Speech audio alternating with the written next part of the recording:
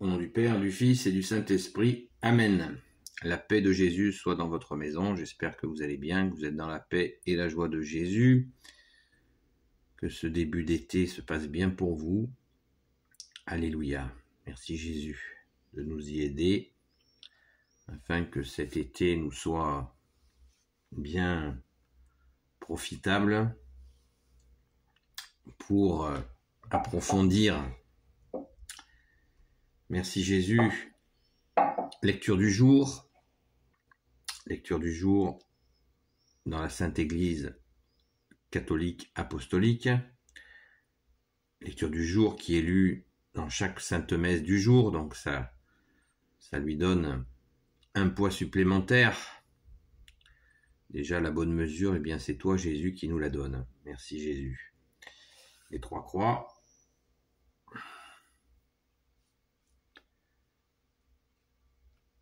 Il est 7h du matin, donc c'est l'heure de l'Angélus. C'est parfait pour lire la parole. Jésus ressuscite la fille d'un chef. Saint Matthieu, chapitre 9, versets 18 à 26. Comme Jésus leur parlait, voici qu'un chef arrive et se prosterne devant lui en disant « Ma fille vient de mourir. Viens pourtant, tu lui imposeras les mains et elle vivra. » Jésus se leva donc pour l'accompagner avec ses disciples. C'est alors qu'une femme s'approcha par derrière et vint toucher la frange de son manteau. Cette femme souffrait de perte de sang depuis une 12aine d'années, et elle se disait « Si je pouvais seulement toucher son vêtement, je serais sauvée. » Jésus se retourna et la voyant lui dit « Courage ma fille, ta foi t'a sauvée. » Et dès ce moment, la femme fut sauvée. Lorsque Jésus arriva à la maison du chef, il vit les joueurs de flûte et tous les gens qui faisaient du tapage. Et il leur dit « Retirez-vous, la fillette dort, elle n'est pas morte. » Les gens se moquaient de lui. On les mit pourtant dehors, et lui entra. Il prit la fillette par la main, et elle se leva. Cette affaire fit du bruit dans toute la région.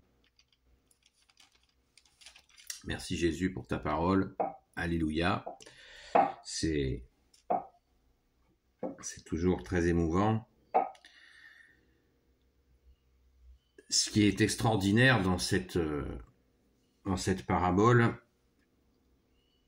dans cette portion d'évangile, c'est que cet homme est un chef, un notable. On n'en sait pas plus, mais c'est un notable. Et il se jette aux pieds de Jésus, il se prosterne, nous dit la parole,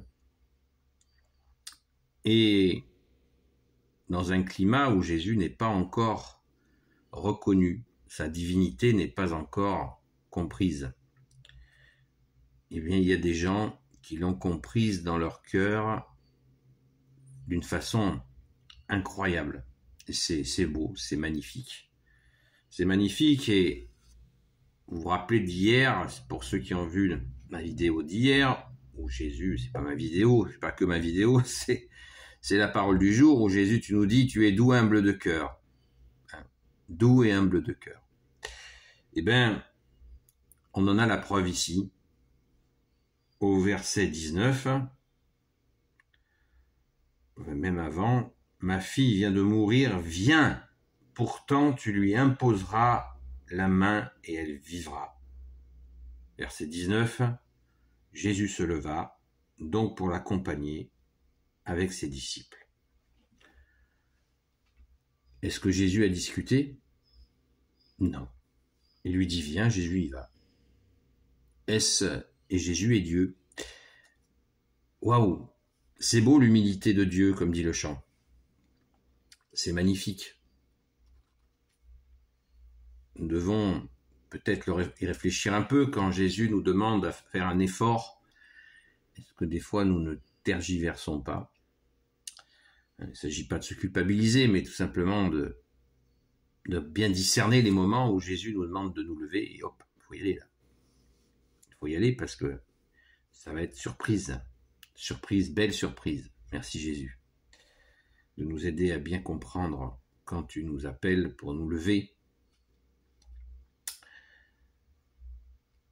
Après, dans cette suite d'évangiles, il y a cette fameuse personne qui a des pertes de sang et qui se dit qu'en touchant simplement le vêtement de Jésus, elle sera guérie, et c'est le cas. Donc c'est extraordinaire. C'est extraordinaire la foi de cette femme. On voit la foi d'un notable et la foi d'un chef et la foi d'une personne toute simple. C'est la même. C'est la même foi, la même confiance en toi Jésus, et on en est infiniment touché. Merci Jésus. Simplement toucher un morceau de son vêtement et la voilà guérie, et Jésus en plus, toujours doux et humble de cœur. Jésus, regarde, tu aurais pu me demander mon avis, tu aurais pu t'adresser à moi, pas du tout. Jésus humble, il sait qu'elle s'est dit ça dans sa tête, dans son cœur, et que c'est grand, c'est beau, c'est confiant. Elle a confiance en Jésus, et hop, elle est guérie. Vous voyez, il faut vraiment pas lire ça avec la lettre, mais lire ça avec son cœur, parce que dans nos vies, ça peut nous arriver, où on se dit, waouh Jésus, si je touchais simplement ton vêtement, je serais guéri. Waouh. Pensons-y bien. Courage ma fille, ta foi t'a sauvée, dit Jésus. Et dès ce moment, la femme fut sauvée. Waouh, alléluia. Alors continuons, parce que là, le moment, le miracle arrive. Je crois que c'est la première fois que Jésus va ressusciter un mort. Là, c'est une morte. La petite fille est morte. Et Jésus dit non, elle n'est pas morte. Lorsque Jésus arriva à la maison du chef, il vit les joueurs de flûte et tous les gens qui faisaient du tapage. Et il leur dit, retirez-vous, la fillette dort et elle n'est pas morte. Les gens se moquaient de lui, on les mit pourtant dehors, et lui entra. Il prit la fillette par la main, et elle se leva. Quand quelqu'un décède dans cette société de cette époque, c'est des cris effroyables. Imaginez en plus, une enfant. Ce sont des cris effroyables. Il faut bien y penser pour imaginer le contexte. C'est pas du tout la même société que la nôtre. Les gens hurlent leur douleur. Et on les comprend. Mais Jésus nous précise bien, retirez-vous. Retirez-vous, vous voyez. Il leur met les pendules à l'heure, retirez-vous. Il veut, ça nous interpelle sur le miracle. Le miracle doit se faire dans le calme. Et Jésus l'impose, ce calme. Allez, dehors.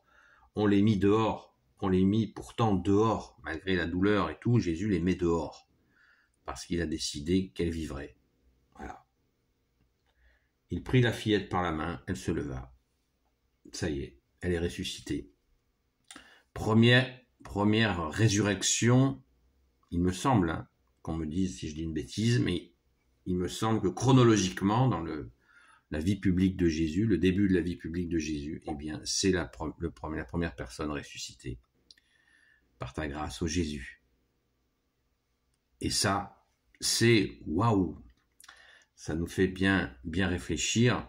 Donc, essayons de garder dans notre cœur ces actes de foi, que ce soit ce papa-là, qui vient chercher Jésus pour ressusciter sa fille, et puis cette femme qui est guérie parce qu'elle a simplement eu confiance qu'en touchant juste un vêtement ça nous interpelle pour faire grandir notre foi. Bien-aimé Jésus, s'il te plaît, fais grandir notre foi, selon ta sainte volonté, bien sûr, tu nous connais mieux que nous nous connaissons nous-mêmes.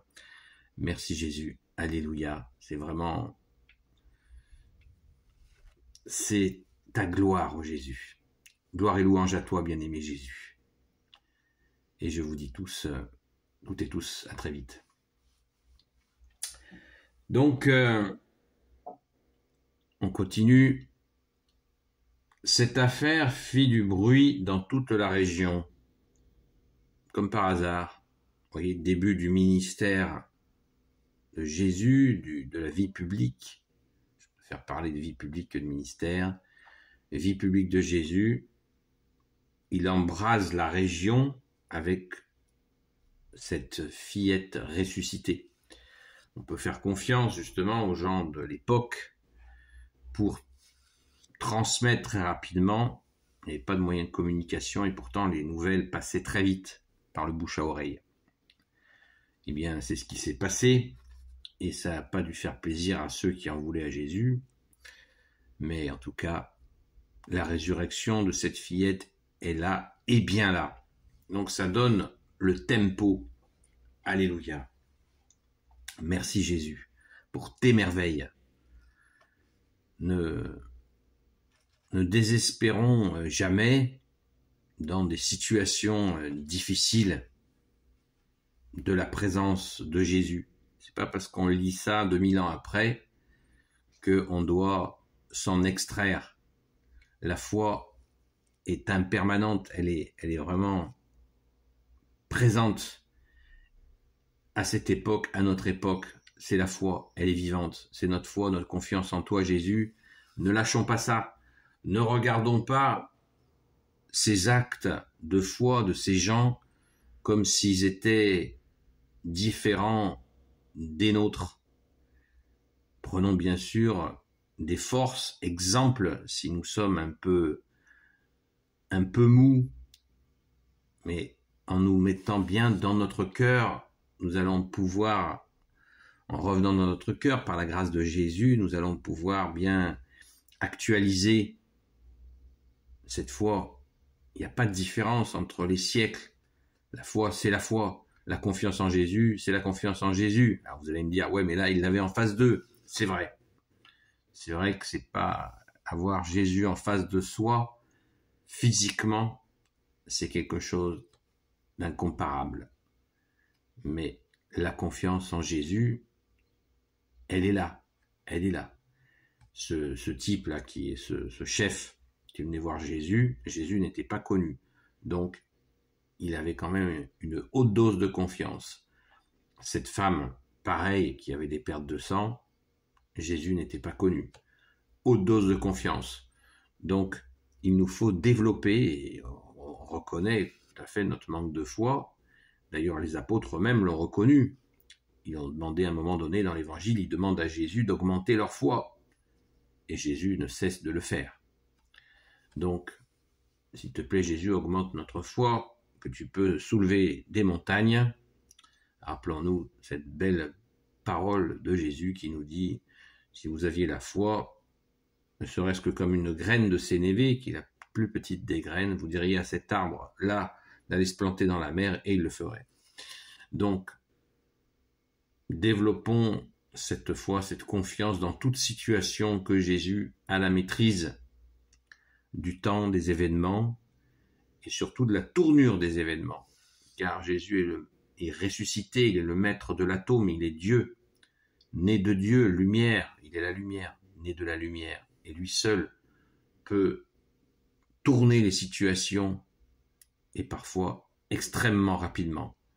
Ne croyez pas à ceux qui vous disent le temps des hommes n'est pas le temps des dieux, le temps de Dieu, pardon, le temps des hommes n'est pas le temps de Dieu, lapsus, parce que quand on dit ça, ça veut dire qu'il y aurait plusieurs dieux, alors qu'il n'y a qu'un Dieu, c'est toi Jésus avec ton Père et l'Esprit Saint. Mais ne croyez pas cela. Pourquoi ? Parce que nous avons tous vécu une réponse instantanée de Jésus.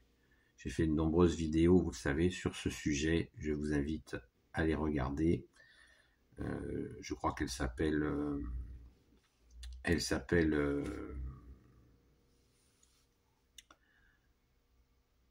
Merci Jésus. Elle s'appelle « Pourquoi je ne suis pas exaucé ?» Et là, vous avez quelques réponses. À mon humble avis, je ne suis pas enseignant, je ne suis pas théologien, Je ne suis pas curé, je ne suis pas moine. Voilà. Mais j'ai mon avis sur le sujet et je ne crois pas que ce soit le temps, que cette parole soit vraie. C'est une parole d'homme d'ailleurs. Le temps des hommes n'est pas le temps de Dieu. C'est une parole d'homme qui n'invite pas à la foi. Au contraire, qui invite à la résignation. Jésus ne veut pas qu'on se résigne. Jésus, il veut que l'on espère, que l'on comprenne, que l'on espère, qu'on lui fasse confiance. Et nous avons tous vécu des cris d'appel au secours vers toi, Jésus, où tu nous as répondu instantanément et même souvent. Tu as devancé notre besoin dans bien des domaines. Donc, arrêtez vos blagues avec cette parole qui font que les gens désespèrent. Ce n'est pas vrai. Jésus, tu nous entends. Il y a une belle parole qui circule dans l'Église qui nous dit que Jésus a son oreille devant notre bouche. Voilà. Après, il ne répond pas à toutes nos demandes comme nous le voudrions parce qu'il y a des choses qui nous feraient du mal. Et Jésus ne nous les donne pas. C'est normal, il nous aime. Est-ce que vous donnez de mauvaises choses à vos enfants, nous dit Jésus dans une parabole? Est-ce que vous donnez un scorpion à votre enfant, un serpent à votre enfant? Non.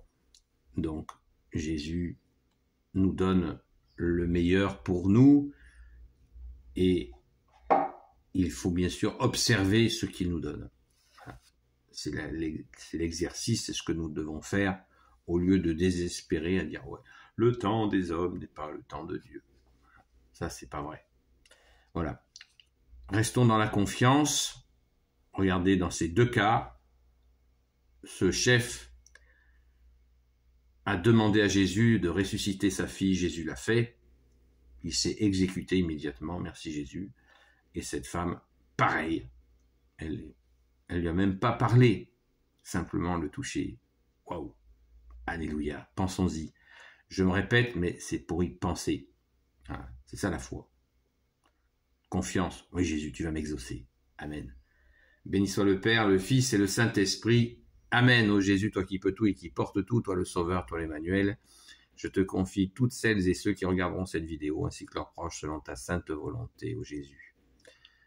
Sainte Marie, Reine des cieux, toi l'Immaculée Conception, toi qui écrases le serpent, toi qui es la lune sous tes pas, toi notre Mère, Notre-Dame. Saint Joseph, toi le juste et le saint, toi le sage, toi la terreur des démons. Toi le saint gardien de la Sainte Église catholique apostolique, Sainte Marie-Madeleine, notre chère sainte patronne, et vous, tous les saints et saintes, amis de toi, Jésus, Saint Michel Archange, qui est comme Dieu, Saint Gabriel Archange, Saint Raphaël Archange, et tes anges guérisseurs, et vous, tous les anges qui servez Jésus. Priez pour nous. Merci de vos intercessions pour notre bien-aimé Jésus, afin que nous soyons exaucés. Et je vous dis, la paix de Jésus soit dans votre maison, et à très vite.